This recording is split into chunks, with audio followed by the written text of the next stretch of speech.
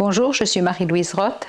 Je vais vous parler de quelque chose que j'ai entendu tellement souvent dans mes consultations qui ont empoisonné la vie des gens, qui s'appelle le regret.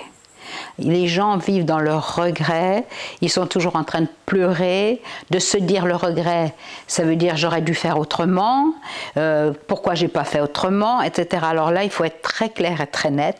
Le regret est une illusion négative. Quand vous pensez au passé, c'est fait, c'est passé, vous ne pouvez qu'y penser en vous illusionnant, c'est-à-dire en vous trompant. Parce que ce que vous avez fait, au moment où vous l'avez fait, bien ou mal, vous n'avez jamais pu le faire mieux. Parce que vous n'aviez pas le niveau d'aujourd'hui où vous vous jugez. Aujourd'hui, vous avez grandi, vous avez vécu des expériences qui vous ont appris la sagesse, qui vous ont appris à faire ou à ne pas faire, et qui vous ont fait comprendre. C'est ça l'évolution, la vie, ça sert à ça. Si on va à l'école, c'est pour apprendre quelque chose, c'est pour changer de comportement, c'est pour aller mieux. Et bien sûr, on est à l'école de la vie, c'est pour apprendre les choses. Et quand on est dans le regret, on pourrit l'instant présent, on l'occupe avec une illusion négative. Ce que nous avons fait hier, avant-hier ou dans nos avant a été juste, eh bien, on n'a jamais pu faire mieux que ce qu'on a fait. On n'a jamais pu faire mieux que désobéir à nos parents, on n'a jamais pu faire mieux que mentir, on n'a jamais pu faire mieux que faire tout et n'importe quoi que vous pouvez regretter aujourd'hui. Mais alors, vous savez, moi, qui suis une optimiste née, de mes regrets, j'en ai fait des propulseurs de bonheur. Et je me dis, c'est bien Marie-Louise, quand je vois comment tu te comportais, alors à 15 ans, bon, ça c'est encore autre chose, mais déjà à 20 ans, quand on était des adultes, et comment tu te comportes aujourd'hui, tu as fait des sacrés progrès, c'est bien. Comment tu te comportais à 30 ans? Pourquoi tu as fait ça à 30 ans? Tu n'aurais jamais dû le faire? Pourquoi j'aurais jamais dû le faire? J'ai pas pu faire mieux.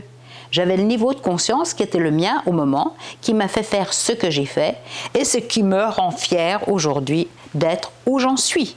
Parce que ce sont toutes ces chutes, ces succès, ces expériences et ce vécu qui fait la maturité des gens qui avancent en âge. Et réfléchissez à cela, regardez vos comportements passés que vous jugez négatifs comme étant des expériences qui font votre force, votre grandeur et votre équilibre d'aujourd'hui. Alors si vous trouvez ça intelligent, acceptez et mettez en œuvre, c'est tout ce que je vous souhaite. Et par rapport à vos regrets, il faut aussi comprendre une chose, qu'il y a une règle dans notre univers qui s'appelle la loi du magnétisme.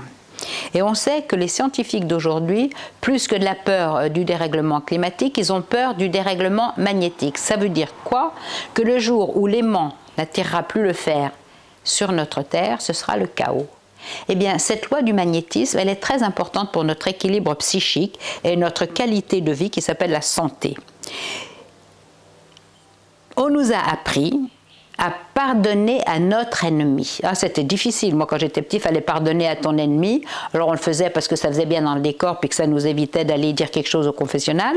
Mais en fait, on l'avait un peu en travers. Et j'ai beaucoup de gens... Et une fois, j'ai quelqu'un qui m'a remis en place par rapport à ma croyance et qui m'a dit « Je pardonne, mais je n'oublie pas. » Ah bon, donc, c'est pas pardonner. Mais alors, moi, je fais plus l'effort de pardonner maintenant parce que j'ai compris qu'en toutes circonstances de vie, toutes, l'aimant a la responsabilité d'être un aimant, donc d'attirer le fer.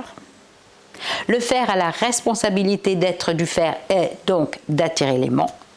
Ce qui fait que le pardon, à ma façon, pardonner, c'est je donne sa part à chacun. P-A-R-T, D-O-2-N-E-R. L'aimant doit pardonner au fer de lui révéler qu'il est un aimant. Et si l'aimant ne veut plus attirer le fer, il a qu'à devenir une règle en plastique ou un morceau de bois. Idem pour la limaille de fer qui en a marre d'être attirée par l'aimant et qui lui en veut de l'attirer. Eh bien, si elle ne veut plus être attirée par l'aimant, elle devient un petit morceau de papier ou un petit morceau de bois, elle ne sera plus attirée par l'aimant. Ce qui veut dire que dans notre concept de justice humaine, il y a un coupable et une victime. Alors on peut dire l'aimant est coupable et la limaille de fer est victime. Voilà, c'est une ineptie. Donc on devrait aussi dire que c'est une ineptie de dire qu'un coupable est une victime. Ceci dit, la justice est là pour que les gens dangereux soient isolés du monde pour qu'ils ne recommencent pas leurs actions. Mais en réalité, notre responsabilité, réfléchissez-y, c'est une vérité qui me convient, qui satisfait mon bon sens, ma logique, voire mon intelligence, et qui me dit que j'ai, ok, 50% de responsabilité dans toutes les actions de ma vie, mais que l'autre a ses 50. Ça veut dire que, au lieu de battre ma coulpe, c'est de ma faute, c'est de ma faute, c'est de ma très grande faute, ben j'en viens à dire que c'est qu'à moitié de ma faute. Et il y a des gens que je peux vous dire que j'ai rencontrés dans ma vie qui dorment drôlement mieux depuis que je leur ai expliqué tout ça. J'en ai un paquet qui m'ont dit j'ai posé mon sac dans votre bureau parce que tout d'un coup, eh bien, l'autre avait aussi sa part de responsabilité. Et moi, je dois apprendre à changer mon comportement, mais je ne peux pas agir sur le comportement de l'autre. Tandis qu'avec cette espèce de culpabilité qui nous emmène au pardonner la pauvre misère de l'autre, la méchanceté de l'autre, on n'a rien compris. Tandis que si on dit, bon, ben, si je ne veux plus retrouver le voleur, ben, j'apprends à protéger mes bijoux ou à fermer mes portes, exemple. Si je ne veux plus croiser le violeur, eh ben, j'ai aussi un autre comportement à avoir. Alors bien sûr, ça peut être choquant, mais j'en conviens, mais vous avez le droit d'être choqué. Mais réfléchissez, moi je suis là pour la réflexion, c'est-à-dire le renversement des choses. C'est vrai que les femmes battues, c'est terrible pour elles, j'en conviens, mais parfois aussi... elles en font 2 ou 3 qui les battent. Alors des fois, il faudrait pouvoir aussi avoir le courage de partir, mais il n'y a jamais de hasard dans tous les événements de la vie. Tout est nécessaire à notre évolution, mais en tout cas, plutôt que ça vous empêche de dormir, occupez-vous de ce que vous avez fait de bien pour le faire mieux la prochaine fois, et de ce que vous avez fait mal dans votre passé pour le faire mieux la prochaine fois, et envoyer des pensées d'amour, de paix aux gens avec lesquels vous avez été en conflit ou avec lesquels vous avez été en difficulté ou carrément en méchanceté. Le meilleur moyen d'être en bon état de santé, de vivre heureux et d'apporter aux autres le meilleur de ce que vous êtes, c'est d'avoir fait la paix avec votre passé. Je prends ma part, je te laisse la tienne et j'en profite pour t'envoyer des belles pensées d'amour, de paix, de joie, de santé et de réussite. Et en même temps, vous vous faites un cadeau magistral. Alors apprenez à pardonner, mais ça veut dire aussi que quand vous croyez que c'est vous qui avez raison et que c'est l'autre qui vous a agressé ou qui vous a fait du mal, ça n'est pas vrai non plus.